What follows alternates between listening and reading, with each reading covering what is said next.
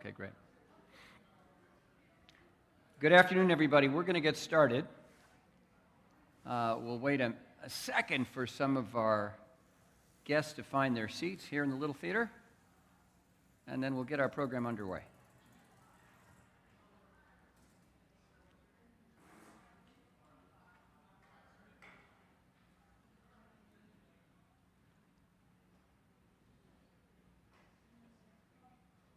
All right, good afternoon, everyone. I'm Kenneth Adams, president of LaGuardia Community College. Welcome to my fall report for this fall semester 2022. As usual, I want to start by introducing and thanking in advance for their work our American Sign Language interpreters this afternoon, Susan Weinstein and Mary Jo Hennessy. You have seen them interpret for me before, both of them, and I'll just note for the record that between Susan and Mary Jo, they have over 50 years of experience as American Sign Language interpreters here at LaGuardia. So thank you for that. Now, as we get started, I want to do a fun thing.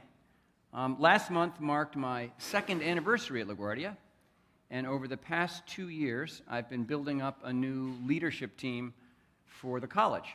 The process is ongoing, but at this point, many key colleagues are on board, and I thought I'd take a moment to introduce them to you.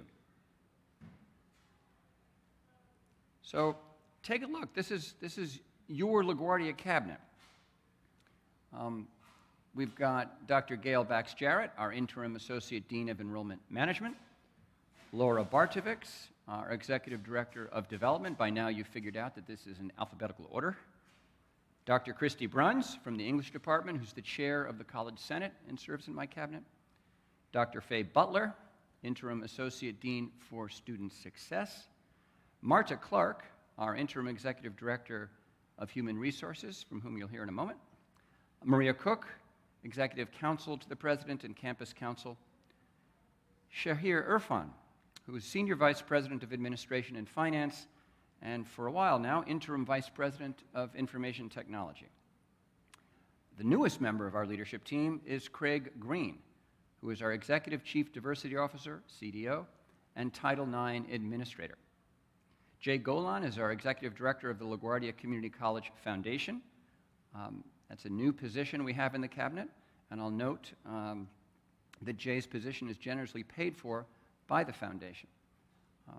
Sunil Gupta, you all know, he's our Vice President of Adult and Continuing Education.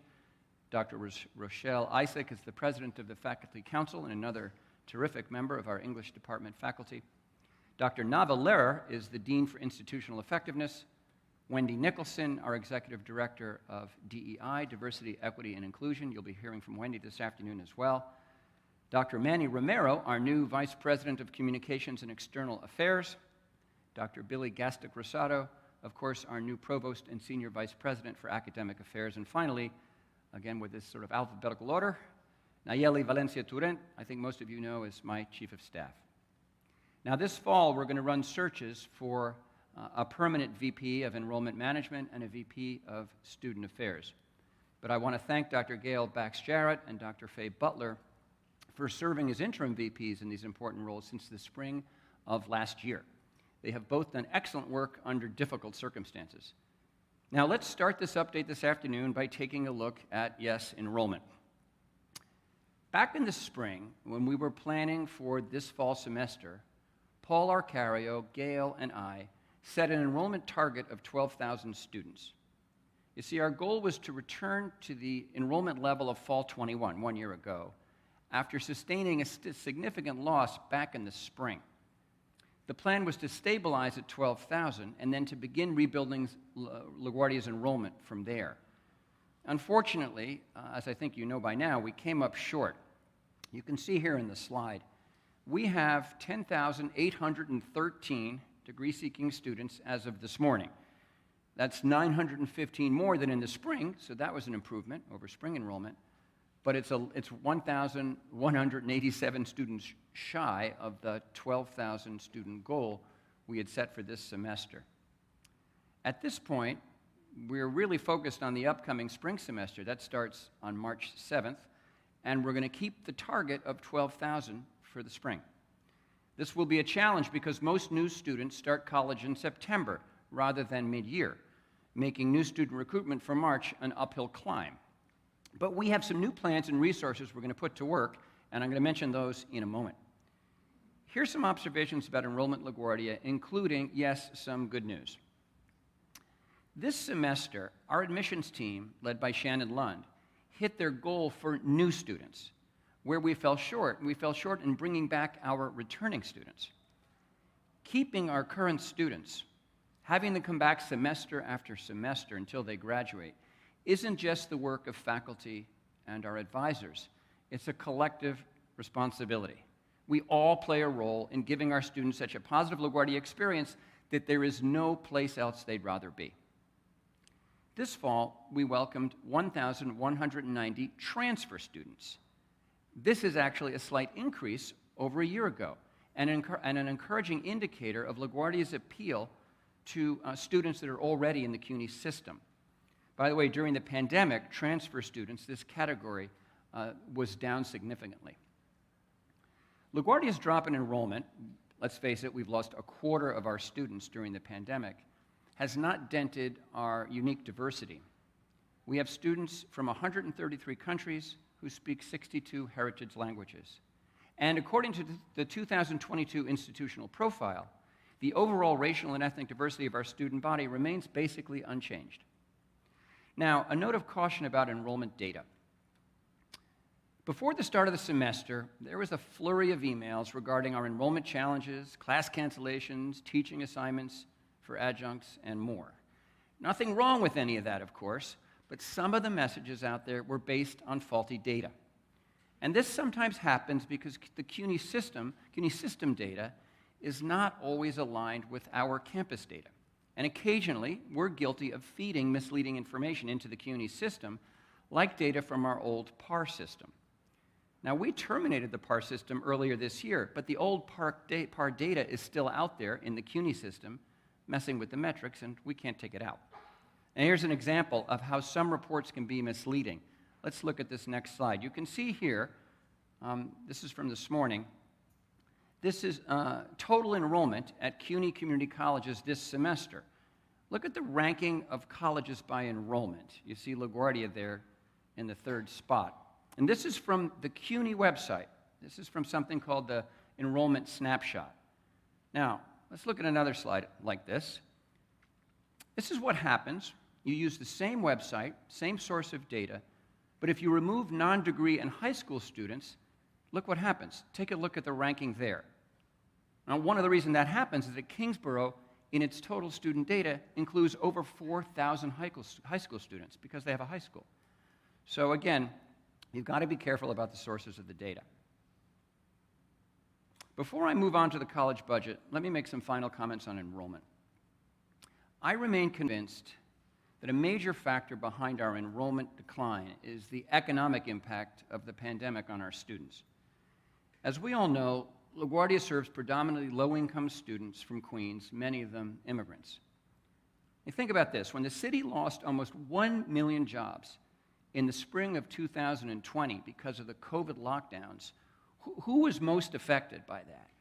Low-income workers, many of them immigrants, in retail, tourism, restaurants, hotels, and other service industries. Those workers included many of our LaGuardia students or their family members. By definition, poor households have limited savings or asset wealth.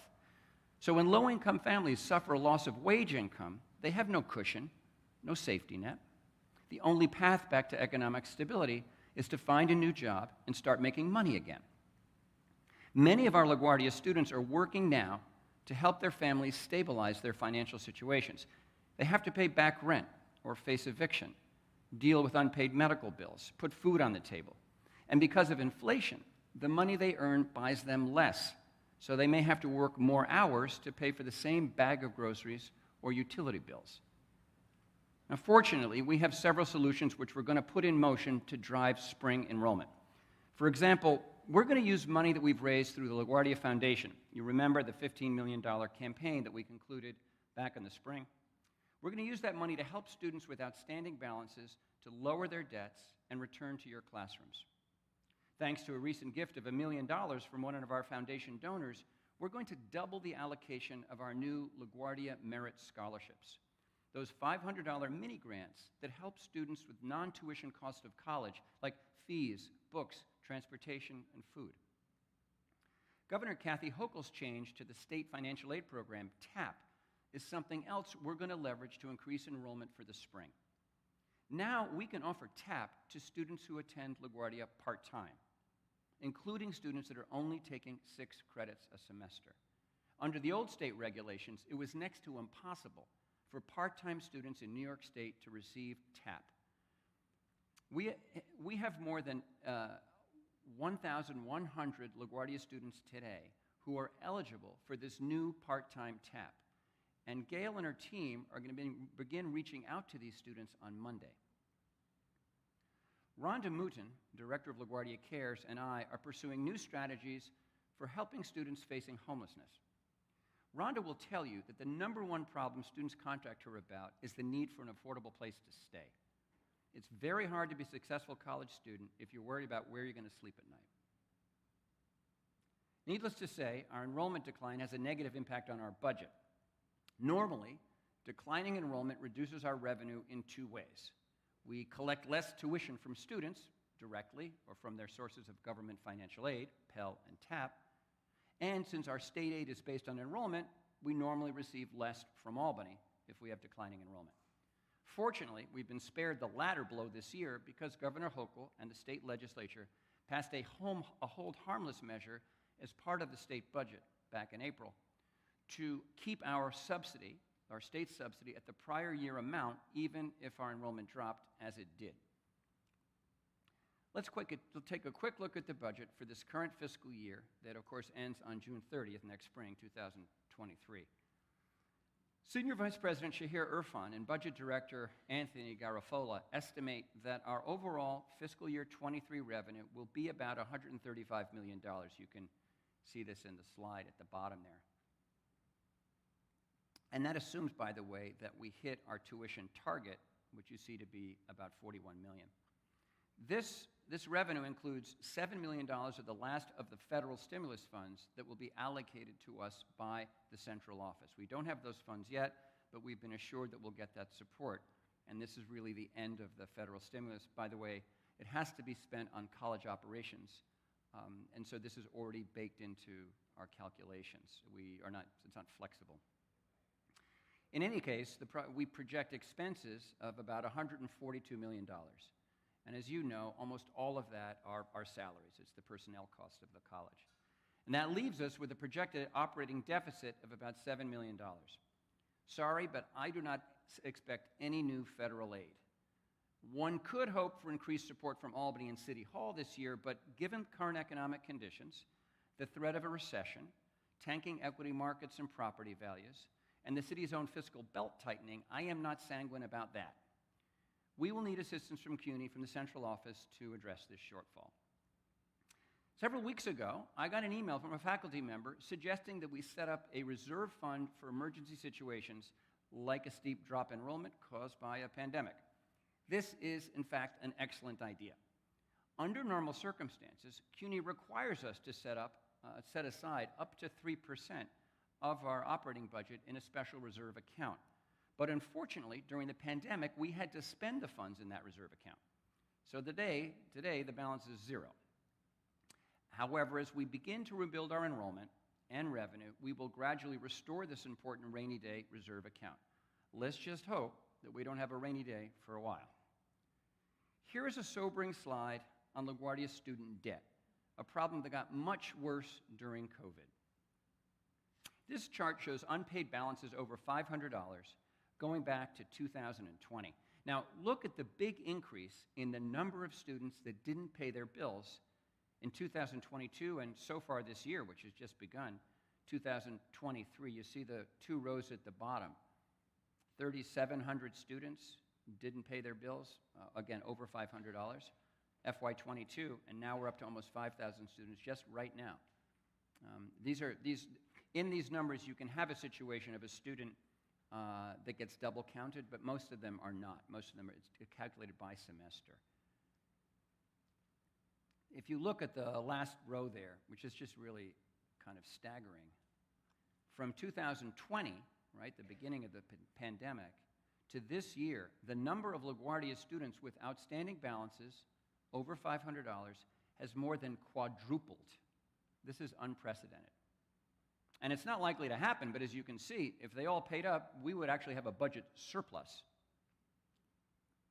Say what you will about President Biden's student loan forgiveness plan, it has little relevance to us since few, if any, of our students take out federal student loans to pay for LaGuardia.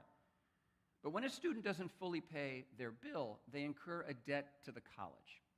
If they don't pay Tony Abreu, our bursar, back within a year, he turns their debt over to a collection agency, and it starts to accrue interest. This is not specific to LaGuardia, this is the CUNY policy. And I mention this to make the point that when officials boast that CUNY students graduate with no or very low student loan debt, they're not telling the full story. It is true that CUNY students may not take out federally guaranteed student loans, but when they have an unpaid balance to their college, CUNY in effect is the bank, and that unpaid balance is like a loan that has to be paid back. Frankly, I worry less about CUNY graduates and their unpaid balances. Because of a policy change during COVID, you can collect your CUNY degree now without paying your bill, by the way. But I worry more about the thousands of low-income students that start at LaGuardia, but then drop out and leave with an unpaid bill. In many cases, they walk away from LaGuardia disappointed, demoralized, and in debt. It seems to me we need to do more to improve our students' financial literacy and money management savvy. Our Money Bus program is a very good start, but we need to do more. By the way, I know that some of you gripe that I'm too focused on our bottom line, that I run LaGuardia too much like a business. I've heard that. Well, what can I say? Guilty as charged. Unless we want to give up our salaries and benefits and all work here as volunteers, I have an obligation to ensure the financial health of the college, to provide our students with the best educational experience their money can buy. Yes, they are paying customers. And to be a prudent steward of our assets, since, after all, they belong to the public. And of course, we are beholden to the taxpayers, since they pay for most of this, which is why sound fiscal management, transparency, and accountability are a must. And trust me, at a time when people all across America are questioning the value proposition of a college education, I fully intend to give our LaGuardia students and their families a compelling argument. More on this in a moment. Now, let's take a break from enrollment and budget and talk about why we're here, teaching and learning. And for this, I want to bring up our new provost, Dr. Billy Gastick-Rosado. But Billy, will you come up to the podium, please, for a moment? Thank you.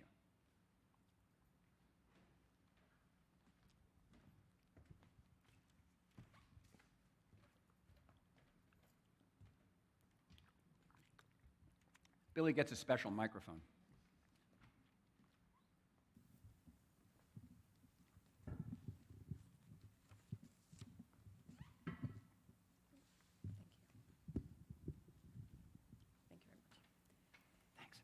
Thank you, President Adams. I appreciate the opportunity to share some thoughts and reflections as a part of this afternoon's event. As you may know, I am in the middle of a listening tour and have appreciated spending time with so many of you already. Thank you for inviting me to department meetings, events, and other conversations so I could hear what's on your mind and what ideas you have for LaGuardia. And most of all, thank you for your candor. I appreciate what that tells me about your investment in this college and about your confidence in me to act in the interest of our students and our diverse academic community. So far, there are a few themes that are emerging. A sense of restart, given COVID, gratitude about being around students and colleagues in person again, watching the campus come back to life and the energy it brings to all of us. A universal focus on students and doing what we can to enrich their learning experience. An interest in serving even more hard-to-reach students who would benefit from being a part of our college. A desire for recognition and new and enhanced ways to highlight and promote the excellence and impact of our work, and clear and consistent communication. These conversations have helped reinforce my focus on the following for the coming year: student success, faculty voice and leadership, connections across the college, and academic affairs as a service unit to faculty and instructional staff. A few specific initiatives this year that will help advance these interests include revisiting how we prepare students to select majors and improve the ease of understandings of what we offer here, aligning our academic supports to students' most acute learning needs, building pathways for students to achieve their learning goals no matter where they start at LaGuardia, highlighting and leveraging faculty and staff expertise to promote collaboration to meet our goals, and helping the Office of Academic Affairs become better known to the LaGuardia community as a resource. And as we do this work together, I will be guided by a few core principles: communication, consultation, and kindness, connecting with the theme that was introduced to us at opening sessions. I look forward to working with all of you. Thank you. Thanks, Billy. Perfect. That's great. Thank you, Billy.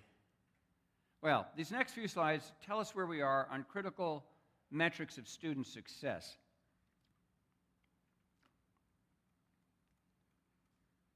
I'm doing something different by not fumbling papers, but of course, I lost my place. You can read the slide while I look for my place.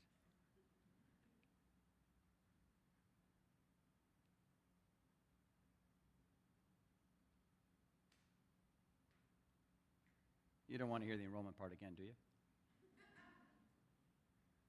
Or the budget deficit? I could do that. Here we go. Now, this information is from the 2022 Performance Management, or PMP, Preliminary Data Book. Thanks, as always, to Dean Navaler, who's here with us this afternoon, and her incredible team in the Office of Institutional Effectiveness. By the way, over the summer, we moved Nava's office from Academic Affairs to the Office of the President. And this is because Nava's office leads planning and assessment for all divisions of the college, not just academic affairs. So the move is meant to enhance, thank you, is meant to enhance institutional effectiveness as a college-wide service.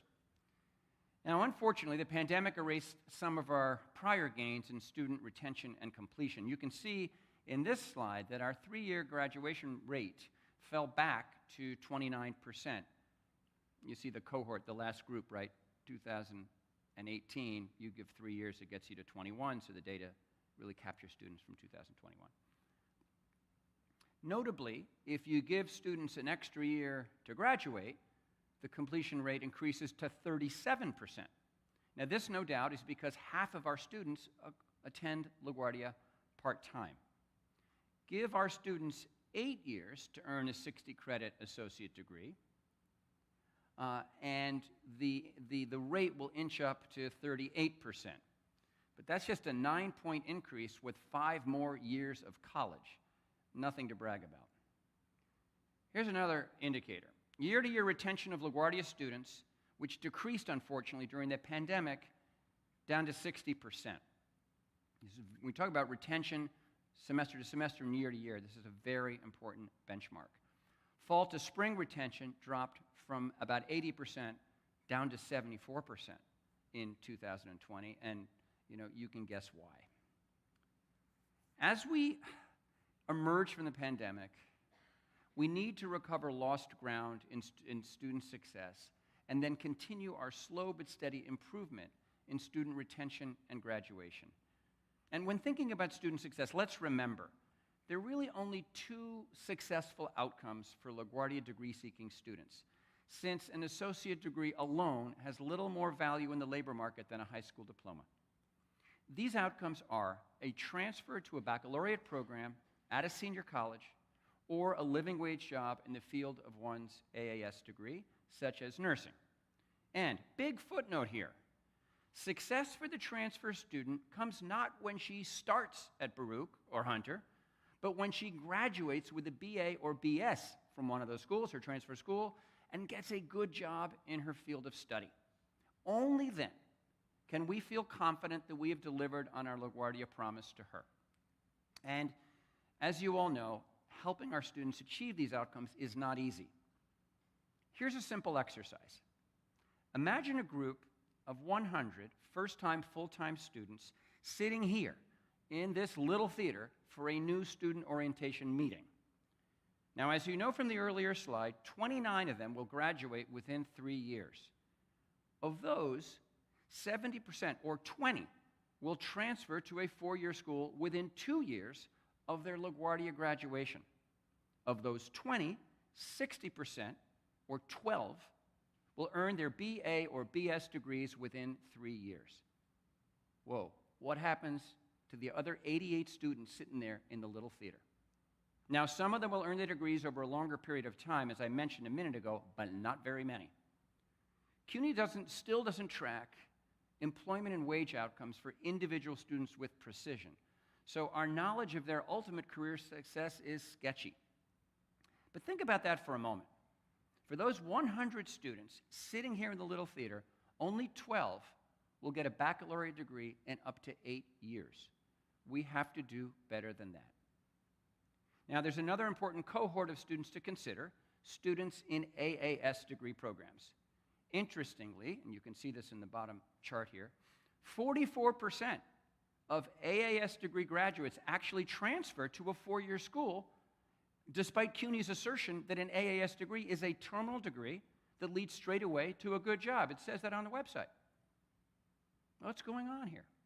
And since AAS degrees are not designed for transfer, many of those students in that 44% will have to take courses over at the receiving college. Now, perhaps these students would have been better off pursuing AS degrees with clear transfer pathways locked in by articulation agreements to the senior colleges. And what about employment outcomes for our AAS graduates? After all, gainful employment is the goal, it's the promise, really, of every AAS program. An analysis by Bain and Company completed for the Chancellor last year concluded that only about 5% of AAS students at LaGuardia graduated and got a job. We need a thorough review of our AAS and degrees and academic certificate programs. Billy and her colleagues in academic affairs have started this, and they're going to be working on it this fall. Now, I'm sharing this with you today to mark where we are as we emerge from the pandemic.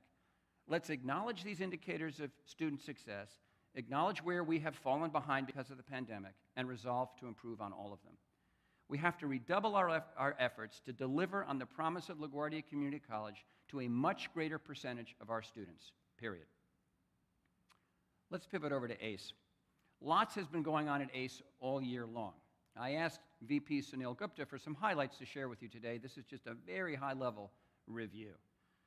First to report is the great recovery of enrollment in the TELC, the English Language Center. This is where we teach English as a second language, as you know, to students who are not ready to matriculate in a degree program. And remember, we are now the largest provider of ESL in the city of New York. And as you can see here, in fiscal year 22, right, the period ending back in June, we had about 1,700 students taking ESL courses in the TELC.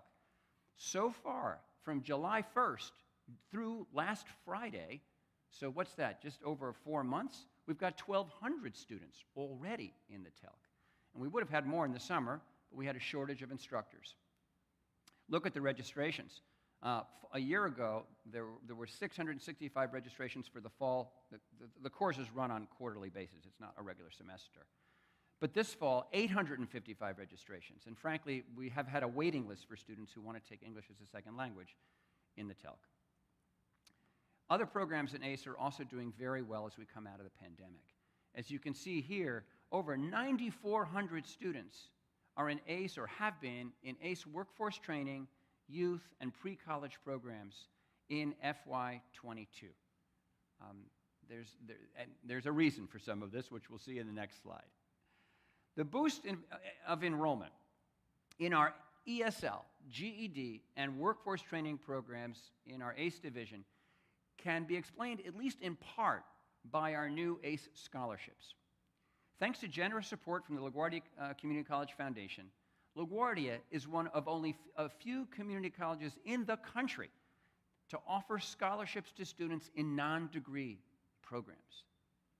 And you can see here the amount that we're allocating, thanks to the fundraising campaign that we did in the spring, is significant. Almost $700,000 to 1,000 students. And these are usually people from all across Queens. Sometimes they're our own LaGuardia students who come to LaGuardia for a short-term workforce training program, but again, because of the economic effect of the pandemic, don't have a means to pay for it, because normally you have to pay cash for these programs.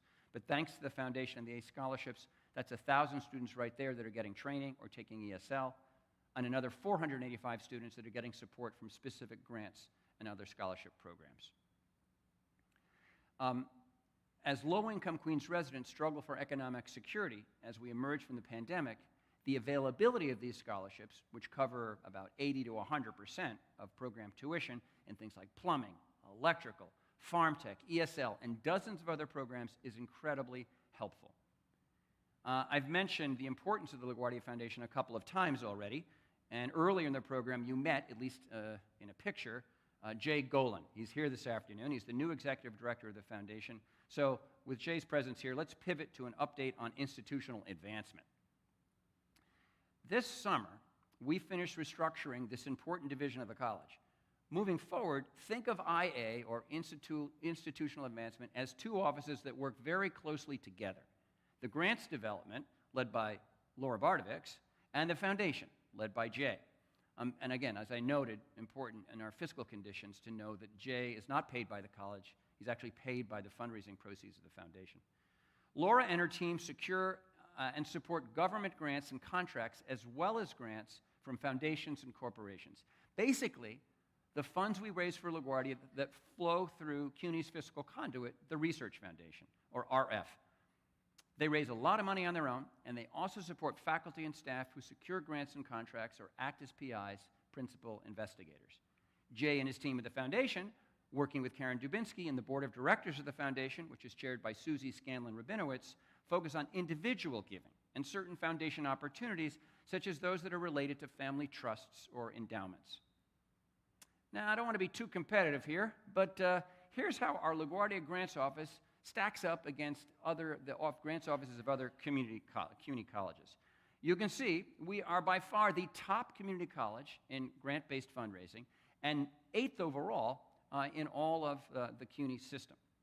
By the way, in case you're paying close attention to the numbers, the difference between the $22 million we were awarded in FY22, a record, and the $17 million the Research Foundation counts that you see here is because RF, the Research Foundation, tracks expenses, the money going out the door, not the awards. We get a lot of multi-year grants, so we don't spend our awards in the same year when we receive them. Make sense? Thank you. Now, if you're obsessed with fundraising, or you think I'm obsessed with fundraising, you are correct. Now more than ever, we need flexible, non-tax levy resources to support our LaGuardia students. Outside funding is essential for us to be able to innovate, to try new approaches like the Merit Scholarships or the ACE Scholarships, or to guarantee a stipend for every LaGuardia student in an internship, a promise born from the collaboration between the Foundation and Project SOAR, the LaGuardia Internship Initiative developed and launched this summer by Jessica Perez and her colleagues in the CCPD, which is now part of ACE. Yes, you heard correctly. No more unpaid internships at LaGuardia. Please see Sunil and Jessica for details. Other good news over the summer included the arrival of our new Executive Director of Human Resources, Marta Clark. Marta is here this afternoon. Marta, will you please come up to the stage here for a moment and say a few words about your vision for HR at LaGuardia? Thank you, Marta. All right. You too get a special microphone. All right. Thank you, President Adams, and good afternoon. The COVID-19 pandemic has disrupted education, businesses, global economies over the past 2.5 years. Interestingly enough, human resources has been at the heart and soul of the business continuity management during that time. And as we began to implement post-COVID-19 strategies, the role of HR has become more important than ever before. So I look forward to leading HR initiatives that will support human-centric cultures as we adapt to our new normal.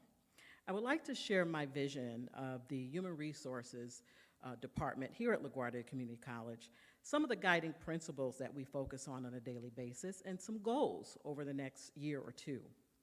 But before I share my vision for the Office of Human Resources, I must provide you with our mission. Our mission is as follows. In support of the college's mission and through strategic partnerships and collaboration, the Office of Human Resources will recruit, develop, and retain a high-performing, diverse workforce. Our dedicated team of HR practitioners will hold ourselves accountable to provide the college community with a safe, inclusive, and productive work environment where all faculty and staff can be developed to their highest potential while creating learning opportunities for our students to become responsible global citizens. My vision for HR is to become a trusted and dependable resource, influential to the campus culture, to create a positive and amazing career experience for all faculty and staff. In turn, I believe a satisfied faculty and staff will contribute to an awesome educational experience for our students. In order to meet the mission and the vision that we've set forth, the Office of Human Resources has a strong commitment to a set of guiding principles that we've started to practice daily, and those principles are providing everyone with quality customer service, practicing critical thinking to become problem solvers for everyone, to the best of our abilities, of course, and to be proactive with dealing with HR issues, to be a strategic partner for the organization, to also have a data-driven analytic focus on our decision-making, and last but not least, to be advocates for collegiality and respect. Based on those guiding principles, faculty and staff will experience a more responsive HR, an HR that will manage on-time payroll, and to also ensure compliance will be met for all transactions within our department going forward. For the coming year, I want to focus on professional development. I would like to start in-house first. So I am going to ensure that my team is trained to become subject matter experts so that they can respond in kind for whatever your needs are. And then I would like to implement micro-learning sessions over the next year or so for all of our administrative staff so they can provide you with optimum, not just customer service, but transactional support for your departments. And then follow that by a management learning series for all of the leaders and supervisors that lead others so that we can have better leaders within our organization. In closing, the HR team and I look forward to serving the campus community in the best ways possible and to be a valuable resource to LaGuardia's mission. Thank you. Perfect, perfect. Great, Marta. Thank you so much. Well, fundamental to attracting and retaining talent, the talent that sets LaGuardia apart, is creating a truly inclusive, welcoming, and supportive environment free from any type of discrimination or bias. As you know, the leader of our One LaGuardia initiative is Wendy Nicholson, our Executive Director of DEI. Wendy, would you please come up to the podium for a moment and give us an update on the social equity plan?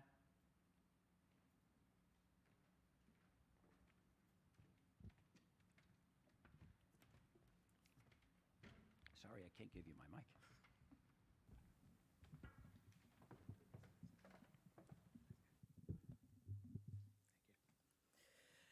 Thank you, President Adams. I appreciate the opportunity to roll out this initiative to the college.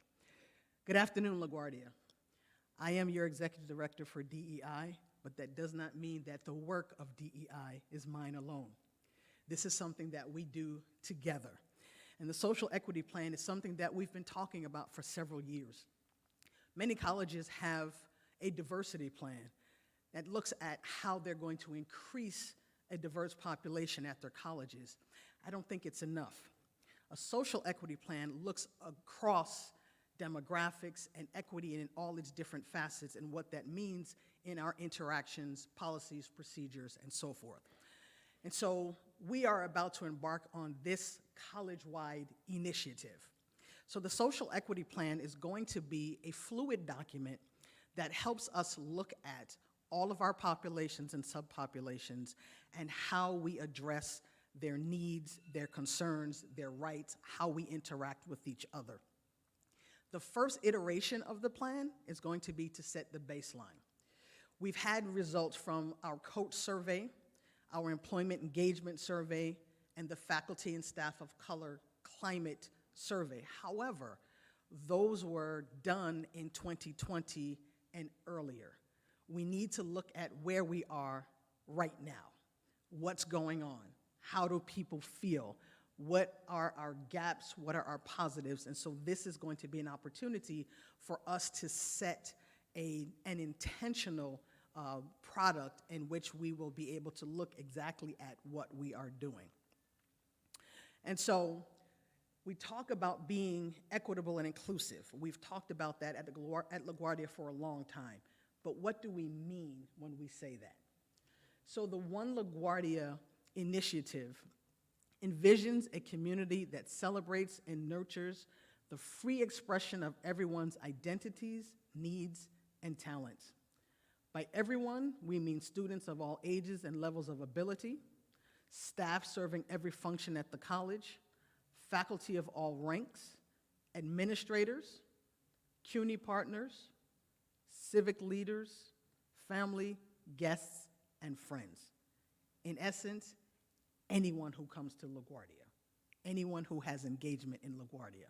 In our physical and virtual spaces, we aim to foster a culture of civility, one that promotes the rights, safety, dignity, and value of each person. We embrace the examination of challenging ideas, be they unpopular or unsettling, as an integral and robust component of intellectual inquiry and moral growth. Now, I read that because I want you to hear it and understand it. This is something that you're going to be seeing often. This is what we mean by equitable and inclusive. One of the issues we have in DEI work and why it's sometimes difficult is because there is no one overarching definition of the three concepts of diversity, equity, inclusion. So we are starting by framing what we mean by such. So what we're going to do in terms of rolling out this plan is going to happen across the next academic year. So in the fall, you will start seeing information about it, and please pay attention to it. We are going to start gathering information in order to set the baseline that we're talking about. We're going to use surveys, which we are looking to start in the month of October, and we promise not to make them very long or very dense. But it's a way for us to query staff, faculty, administrators, visitors, so forth, about their experiences here at LaGuardia. Do they feel welcomed? Do they feel respected? And so forth. And once we have that information, we will then use focus groups to get more qualitative information, more details about what people identify as their experiences here. We will have targeted focus groups for particular populations, but there will be also open call for faculty, for staff, for all of our different populations. So you may see us at your departmental meetings or your division meetings. And then once we have that information, in the spring, we will begin to collate all of that and look at creating this particular document as our first iteration. And so once we have that, we will begin writing, and we're going to ask an advisory board to be a part of that, to help us look at the information, help us to write it, and actually disseminate it in ways that is equitable and actually clear for everyone who needs to see that. We also will have open forums, so if people have opportunity to weigh in on the information, or sometimes we call them town halls, but it's a way for the entire college to be a part of this particular initiative. So, as I said, it's not my job to do the work. It's my job to help spearhead the work. And so your part comes in being a part of this whole process. Answer the surveys. This is a way for us to get information. You matter. Your voice matters. And this is a way for us to understand what is important to you. Be a part of the focus groups. This is how now we can gather qualitative information. Give us more details. Let us understand where we're doing well, where we're falling short, where we can be innovative. That will be in the fall. And then in the spring, you can volunteer to be a part of the advisory board. Help us edit the information we have gotten. Help us write the information we have gotten. Attend the open forums. Sometimes when we are together and different people respond, it sparks something in you, and then you have a different comment that will add detail or add nuance. So attend these. Again, this is our initiative. This is for us to set a baseline for how we are going to do and be better here at LaGuardia. So myself and my two co-chairs, Rachel Bosio, who is a professor in the English department, and Nathan Tosh, who is the program coordinator for the LGBTQIA Safe Zone Hub, are spearheading the initiative. But as I said, we are not the ones who are doing the work. That comes from you. We need your support. We want your support. Please look for information that tells you about surveys and when focus groups are happening, and do your very best to participate, because this makes us not just one college, because that can be any institution. This makes us one LaGuardia. Thank you. I think you got some volunteers out of that. So when you see the emails, now you know. And there will be a number of them inviting everybody to participate. Thank you, Wendy. I want to take a moment to recognize faculty and staff colleagues who have been promoted or who have retired following many years of loyal service to LaGuardia. First, faculty promotions to the rank of associate professor. Congratulations to all of you. I'm not going to read all the names because you see. Yes, round of applause from our enthusiastic studio audience. You don't want me reading all the names because then we'll be here for an awful long time, because good news is we have a lot of promotions to celebrate. Faculty promotions to the rank of full professor on this slide, and big round of applause, please, for all of them. Thank you. Now, this is a complicated slide, and it was called to my attention at my last report like this that I didn't recognize staff who had been promoted. So here I want to salute our colleagues who have taken on new positions in the HEO series as the result of a competitive search or through reclassification, or who have advanced in a promotional series such as public safety officers and DC-37 represented IT staff who have been promoted, as well as those serving LaGuardia in new roles in an interim capacity. So congratulations to all of you. Apologies if we didn't get everybody's name into this very crowded slide, and thank you all very much for your service to the college. Next, let's acknowledge colleagues for the longevity of their service to LaGuardia. Celebrating 20 years of service this year is this great group of colleagues on the slide before you. Keep clapping. And get ready, you're going to have to do more clapping. This is just a warm-up. The next slide, 25 years of service.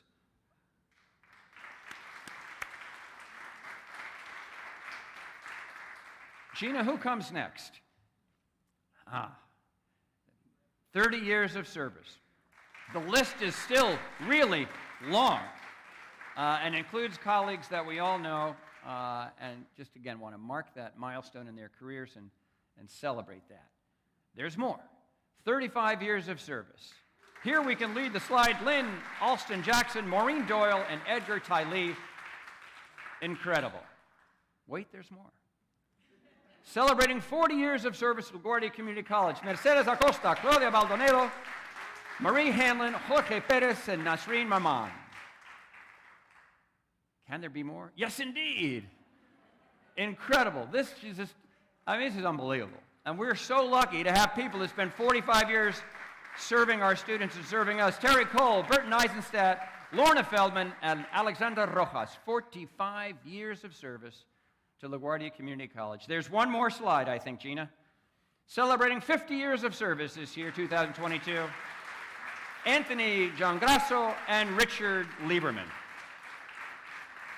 It's incredible. It's really great. One last round of applause for all of our colleagues who are promoted, who are celebrating these longevity anniversaries, which is really amazing. Thank you to the HR team, Marta, you and your colleagues for this important information. I think there's one more slide. Yes, we should pause and recognize retirements in fiscal year 22, going back to the summer. Some of these are folks for whom we've already had parties, and they hopefully are enjoying their retirement in many ways. I know Robert Jaffe is. It's important to pause and remember them again, because for all sorts of different periods of time before they retired, they provided their full commitment and service to the college and our students, and we're grateful to them for that. So a round of applause to recognize our colleagues who have retired in 22-23. All right. Here's the last little bit. Oh, by the way, this is a slide to get you excited about the upcoming 5K race on October 22nd, which will indeed get all the way down there to the East River. Some final thoughts from me, then a couple of announcements, then I promise we're done. A few weeks ago, there was a meme going around that made me out to be the career services guy. The president obsessed with jobs and careers. It was pretty funny. The meme was clever. But I can't deny it. I am absolutely committed to ensuring that our students leave LaGuardia well prepared for career success, so that they can get a good job at a living wage in their field of interest. And this is no more than giving them what they came here for. If you don't believe me, just ask them. They will tell you that they're here to get a college education that will help them get a good job. Not an education alone as some abstraction, but one that enables them to earn a decent living and for many lift themselves out of poverty. CUNY boasts that it propels almost 6 times as many low-income students into the middle class as all of the 8 Ivy League schools plus Duke, MIT, Stanford, and the University of Chicago combined. That's an incredible achievement and one to be proud of. The mission is clear: CUNY as a transformative engine of social mobility. If we are committed to social justice, we must recognize that a just society can't be achieved without addressing income inequality. And one of the best ways to address income inequality is to help people get the education and training they need to secure good jobs and jumpstart their economic mobility. Think economic mobility as a driver of social mobility, as a foundation for a more just society. Our students seek economic mobility. No one wants to stay poor. Some of you apparently think that I am overly focused on helping our students achieve economic mobility. I beg to differ, and happy to talk to you about this at any time. No, I define success for almost all of our LaGuardia students as the completion of these milestones: graduation, transfer to a senior college, graduation there with a BA or BS degree, and a living wage job. In some cases, passing a professional licensing exam like the CPA exam, the NCLEX for nurses, or New York State teacher certification as a key part of that educational pathway. And as I mentioned earlier, for some of our AAS majors, it's true, success will be a good job upon their graduation from LaGuardia, especially our nurses. All of our students, degree-seeking or in ACE, need 4 things from their LaGuardia education: knowledge, experience, skills, and relationships.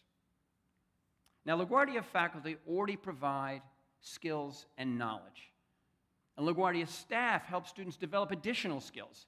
But as a whole, we don't do enough to help our students gain the experience and the relationships they're going to need for career success. Fixing this is vital for enhancing the value proposition I referred to earlier. I am convinced that community colleges all across the country that enhance their value propositions will attract new students and increase their enrollment. For colleges that don't develop something new and compelling to offer prospective students in this day and age, well, we don't want to be part of that group, trust me. So, what do we have to do? We need to offer a meaningful paid internship to every LaGuardia student that wants one. We need to help our part-time students, that's half of our students, find employment in their fields of study instead of at Starbucks. We need to provide much more career advising at the point of matriculation, when new students are selecting their major, as they must do to receive financial aid.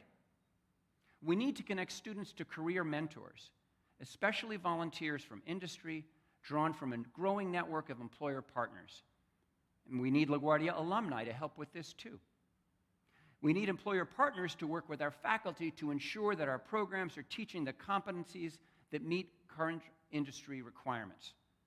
And we need to remember that career success, lifelong economic mobility, requires excellent oral and written communication, math and analytical skills, critical thinking, problem solving, teamwork, and more, all of which, of course, are developed and refined in all of our academic programs, from the humanities to STEM, the social and health sciences, business, and more.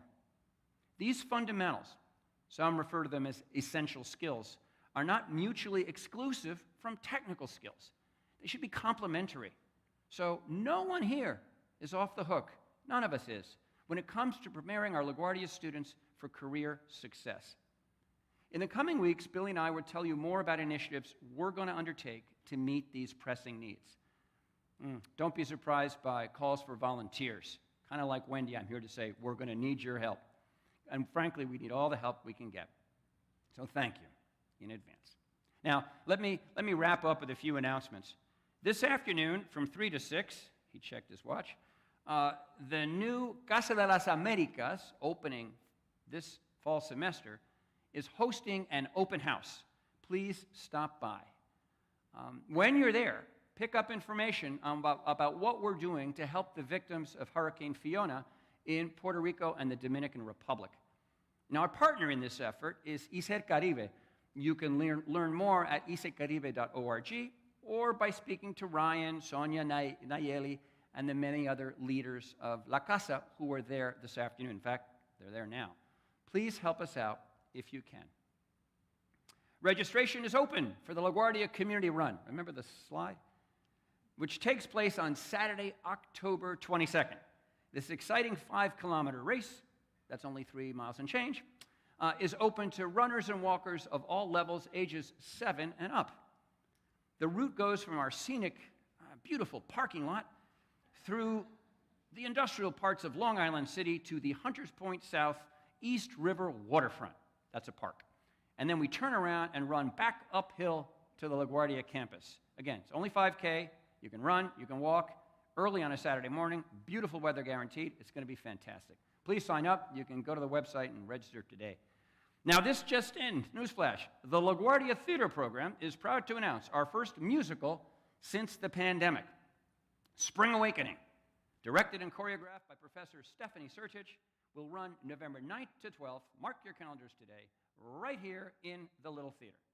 Spring Awakening, as some of you know, explores the tumultuous journey from adolescence to adulthood as a group of teenagers in late 19th century Germany grapple with the discovery of their sexuality. While set in the past, this rock musical has surprising repercussions today.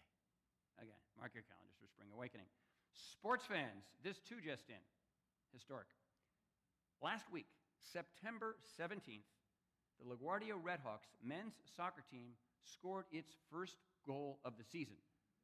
Actually, maybe ever, because when did we ever have a men's soccer team?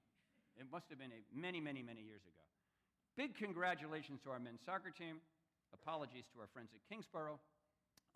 The goal was scored, by the way, by freshman Yavo Akhmadonov and an assist from Ricardo Ruiz.